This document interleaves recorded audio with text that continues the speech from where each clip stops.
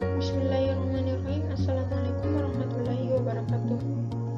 Perkenalkan, nama saya Nuraini Sahra dengan NIM D1A121-053, jurusan Agribisnis, Fakultas Pertanian, Universitas Halu Oleo. Langsung saja, di sini saya akan menjelaskan mengenai sumber historis Pancasila sebagai sistem filsafat, sumber sosiologis Pancasila sebagai sistem filsafat, dan sumber politis Pancasila sebagai sistem filsafat. Lanjut, sumber historis Pancasila sebagai sistem filsafat. Pembahasan sila-sila Pancasila sebagai sistem filsafat dapat ditelusuri dalam sejarah masyarakat Indonesia. Pertama, sila ketuhanan yang Maha Esa. Zaman purbakala hingga pintu gerbang kemerdekaan negara Indonesia, masyarakat Nusantara telah melewati ribuan tahun pengaruh agama-agama lokal, yaitu sekitar 14 abad pengaruh Hindu dan Buddha, 7 abad pengaruh Islam, dan 4 abad pengaruh Kristen. Tuhan telah menjarah dalam ruang publik Nusantara. Yang kedua, sila kemanusiaan yang adil dan beradab. Berdasarkan rekam jejak perjalanan bangsa Indonesia, tampak jelas bahwa sila kemanusiaan yang adil dan beradab memiliki akar yang kuat dalam historitas kebangsaan Indonesia. Kemerdekaan Indonesia menghadirkan suatu bangsa yang memiliki wawasan global dengan kearifan lokal, memiliki komitmen pada penertiban dunia berdasarkan kemerdekaan, perdamaian, dan keadilan sosial, serta pada pemuliaan hak-hak asasi manusia dalam suasana kekeluargaan kebangsaan Indonesia. Yang ketiga, sila persatuan bangsa Indonesia.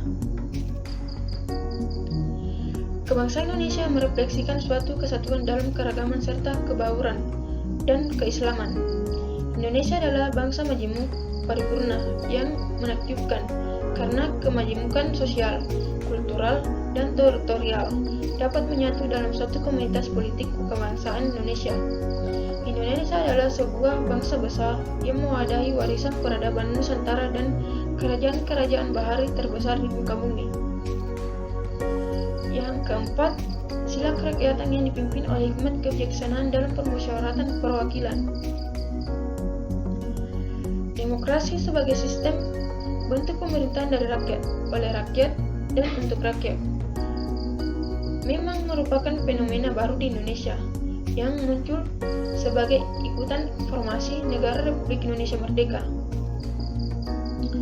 Sejarah menunjukkan bahwa kerajaan-kerajaan pra-Indonesia adalah kerajaan feodal yang dikuasai oleh raja-raja autokrat.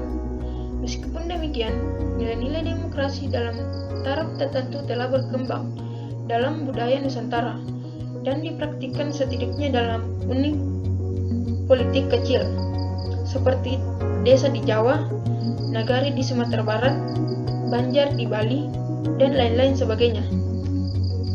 Dan yang kelima itu keadilan sosial bagi seluruh rakyat Indonesia.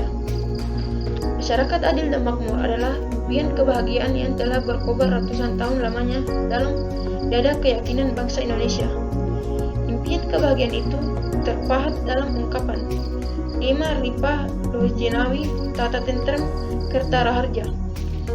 Demi impian masyarakat yang adil dan makmur itu, para pejuang bangsa telah mengorbankan dirinya untuk mewujudkan cita-cita tersebut. Sejarah mencatat bahwa bangsa Indonesia dahulunya adalah bangsa yang hidup dalam keadilan dan kemakmuran. Keadaan ini kemudian dirampas oleh kolonialisme.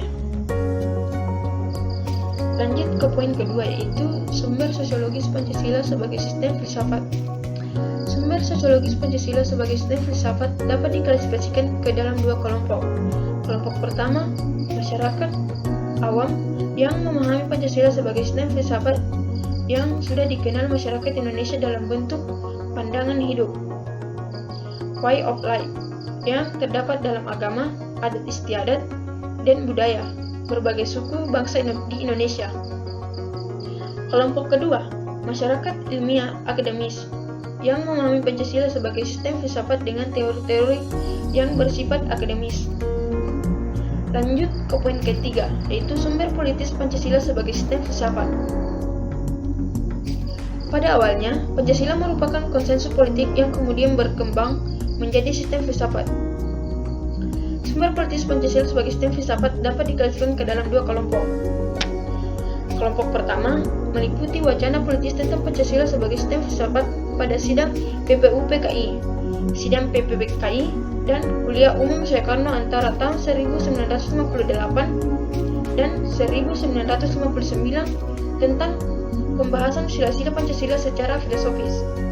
Kelompok kedua mencakup berbagai argumen politis tentang Pancasila sebagai sistem filsafat yang disuarakan kembali di era reformasi dalam pidato politik Habibie 1 Juni 2011. Wacana politis tentang Pancasila sebagai sistem filsafat mengemuka ketika Soekarno melontarkan konsep filosofis Grundgesetz, dasar filsafat negara. Artinya, kedudukan Pancasila diletakkan sebagai dasar kerohanian bagi penyelenggara kehidupan bernegara di Indonesia. Itulah pemaparan materi dasar, lebih dan kurangnya mohon dimaafkan. Wassalamualaikum warahmatullahi wabarakatuh.